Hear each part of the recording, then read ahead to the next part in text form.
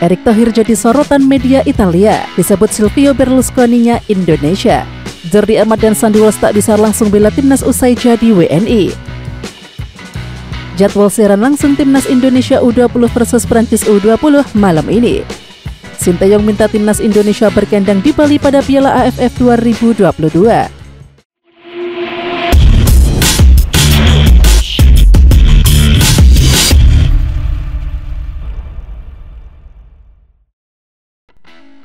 Calon pemain naturalisasi Sandi Walsh memamerkan gaya kece dengan outfit sopan dan berkelas. Hal ini tampak dalam sebuah unggahan akun Instagram @muhammadiryawan84. Terlihat, Sandi menggunakan jas hitam serta peci hitam. Menurut caption dari Ketua PSSI tersebut, Sandi Walsh terlihat bersemangat ketika diajak utusan PSSI Hamdan Hamidan untuk mencari peci dan jas. Sandi Walsh bersemangat sekali ketika diajak Bung Hamdan Hamidan mencari peci dan jas, tulisnya. Exo PSSI Hassani Abdul Ghani menjelaskan bahwa Jordi Amat dan Sandi Walsh tak bisa otomatis langsung bisa membela timnas Indonesia usai sumpah WNI.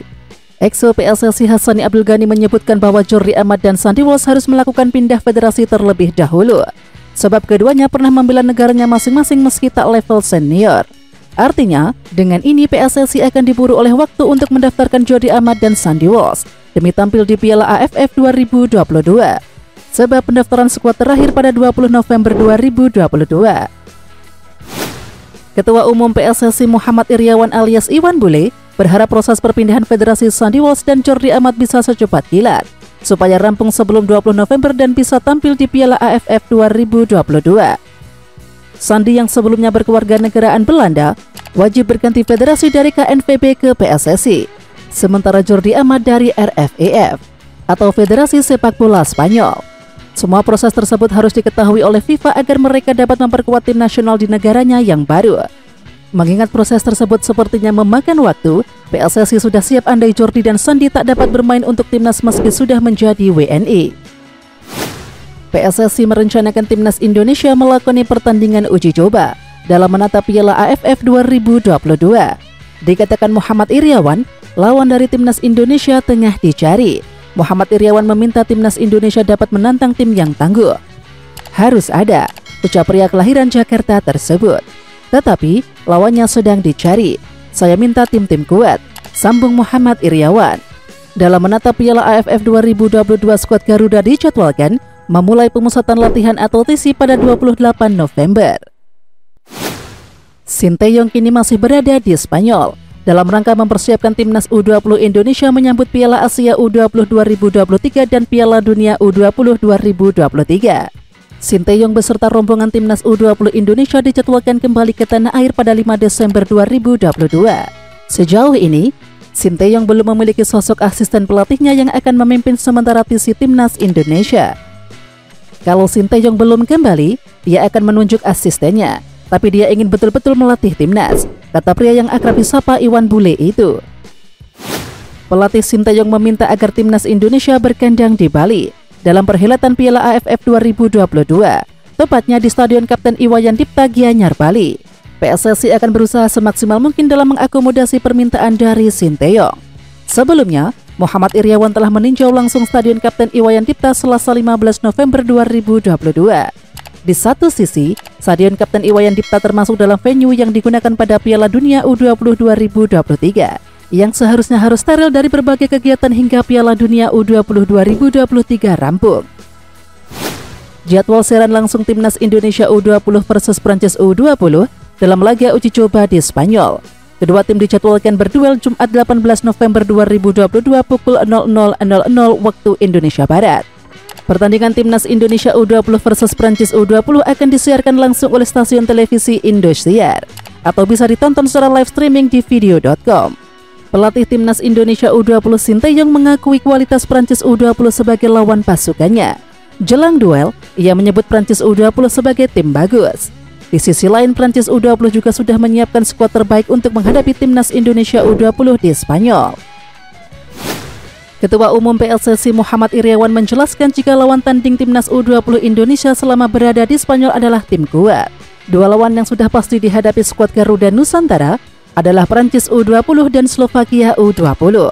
Terkait rencana selanjutnya, Muhammad Iryawan menjelaskan jika tim-tim yang akan dihadapi timnas U20 akan lebih kuat selama TC di Spanyol. Di samping itu, Iwan Bule belum bisa memberikan bocoran lawan skuad Garuda Nusantara. Namun dia menegaskan jika lawan yang dihadapi betul-betul memiliki kualitas.